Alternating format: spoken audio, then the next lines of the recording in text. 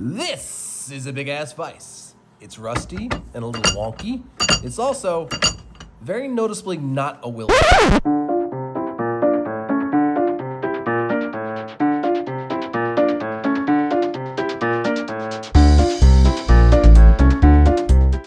Hello and welcome to Lefty's Workshop. This is a vise I bought a few months ago on the channel. If you'd like to watch that video, it's right here. As you can see, it's a big-ass vise, and big-ass vices are very useful, even if they're not a Wilton. However, as useful as this vise might be, it has a few less than stellar attributes. It's rust-pitted like the surface of the moon.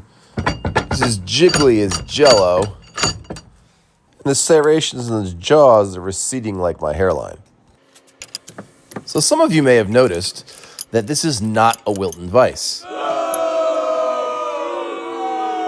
Look, I get it. YouTube loves the Wilton vise. There are thousands of videos all dedicated to the Wilton vise. And you're not a real workshop guy if you don't have a Wilton vise. Well, I don't have a Wilton vise. This is what I have. So, for those of you who care, and I'm sure there are some, the Charles Parker Company, founded in 1832 in Meriden, Connecticut. And you know how much I love a good New England tool company. They actually went on to produce some of the highest quality vices for well over 100 years. They were like the #1 vice used in the railroad industry. And they were very well loved because they were solid and they were even advertised as being unbreakable. And they were manufactured all the way up into the 1970s until, 1970s American business crap happened and they went out of business. All right, so the nut here is in fine shape. Thread's not really worn out that bad at all. It's just missing the pin that held it in place. The threads here are fine. There is a wobble between the main thing here. I got to figure out how to fix that. The big thing that we are going to do is this is going to go in the shaper, and we're going to remove all of that. You can see here that these jaws supposedly are removable. There's a seam here, and there's a seam here, and there's pins here, which supposedly hammer out, and this jaw supposedly comes out. But everybody on forums says, don't do it.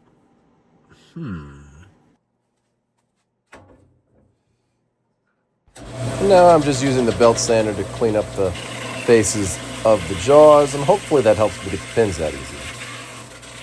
Our next major thing is to get out the jaws, which are held in with taper pins. I've never really done this before, but we're going to have fun doing it. For the taper pins, and you got to pop them out from the bottom. I just drew a line there so I kind of know the direction that they're going to go based on where they end up. It should be delightful.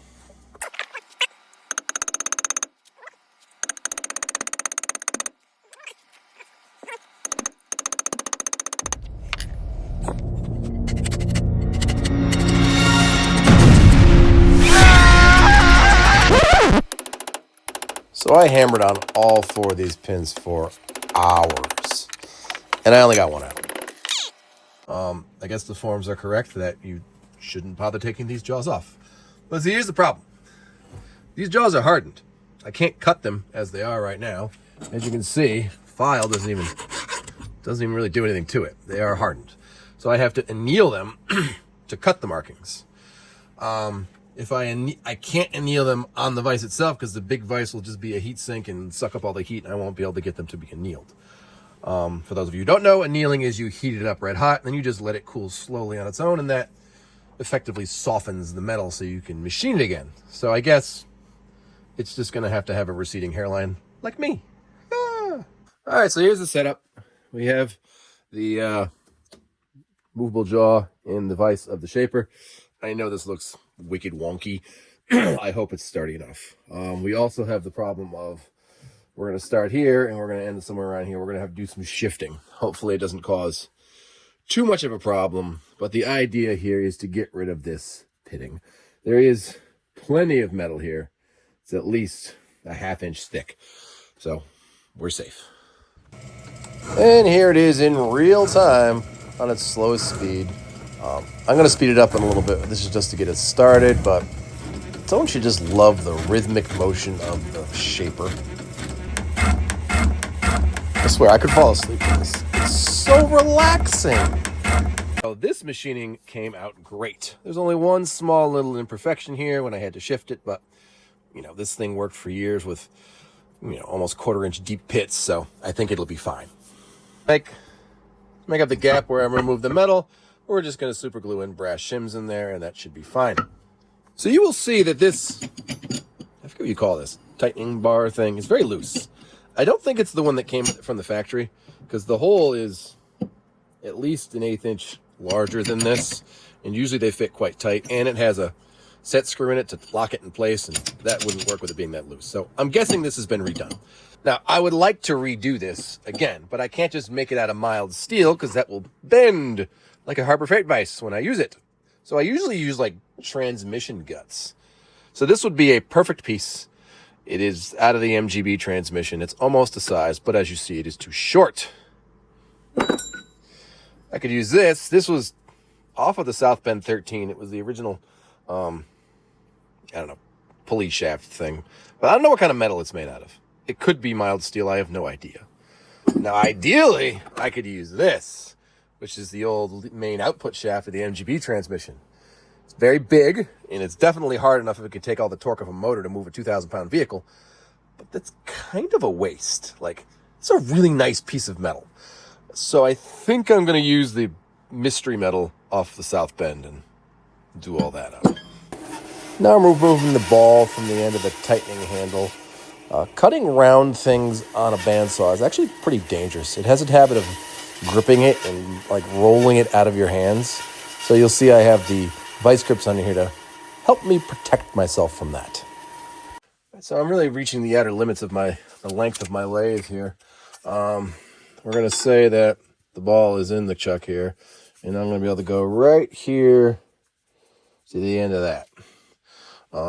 And all the way to here is our aim. And we're going to bring that on down to 1/4 of an inch, which is slightly smaller than the hole in the lead screw.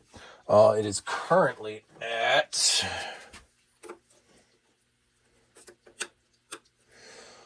1 inch, 125 thousandths, 1 1/4 inches. So I got to remove about 1/2 inch. Woo! Don't you just love power feed on a 97-year-old lathe? It's great. Look at that beautiful piece of machining. Certainly didn't spend hours with sandpaper on it to make it look that good. So the main screw has a ball detent location on it, and that was missing. So we're just going to cut a little groove in here for the ball detent to land in so it can stay in the middle. And then we clean up the main lead screw ball end thingy.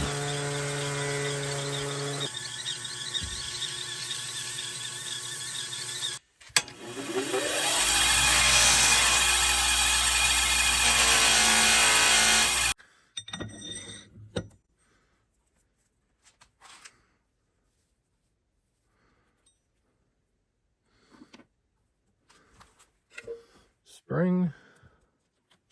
Screw thing.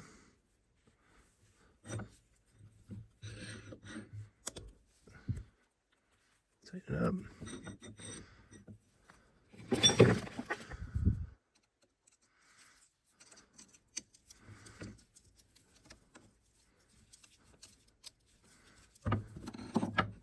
Look it.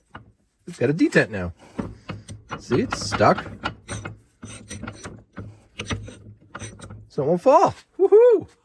I managed to save one of the balls off the end of the original handle. They're actually just slide on over the end of things and get hammered on. So we're going to do that same thing.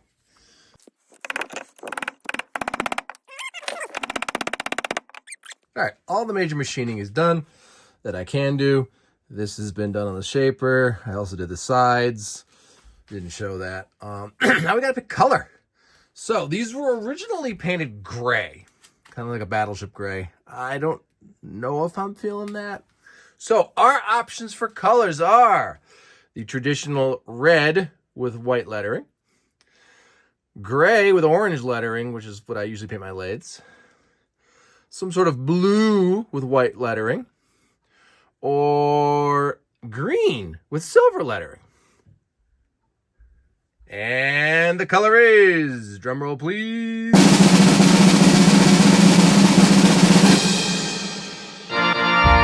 with 50% of the vote, it's silver on green. And then we just go through the painting prep process.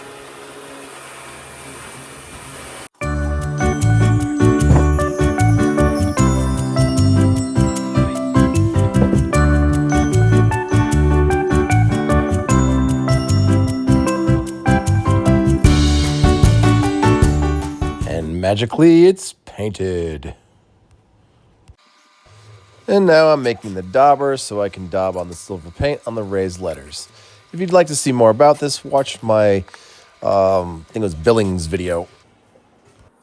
We're going with the Rust-Oleum aluminum paint to add that nice silver color. Not using water-based paint like I did last time. I know I got some flack for that. And then it's just a process of putting it back together. Mounting it to the workbench again, and then just sliding everything together. Overall, I'm very happy with how this turned out. The color turned out great. I'm kind of glad that I put it to a vote to all my viewers because I was going to go with red, and this ended up looking much better. This is just going to be my major work Vise as it's been for a while now. I think the hammer finish paint came out great, although it will be scratched again within no time. I would like to figure out how to get these jaws off so I can actually cut the serrations into them. So if anybody knows how to do that, please let me know.